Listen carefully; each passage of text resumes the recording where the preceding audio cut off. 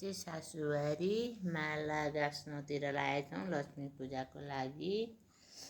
गेटको लागि बनाउँदैछौँ।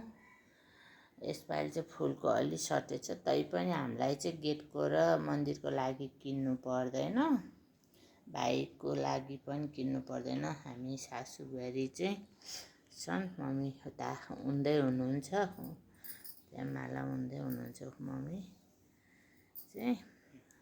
चाहिँ यसरी सासूबारी मिलेर माला गाँस्दैछौँ। म चाहिँ यता छु,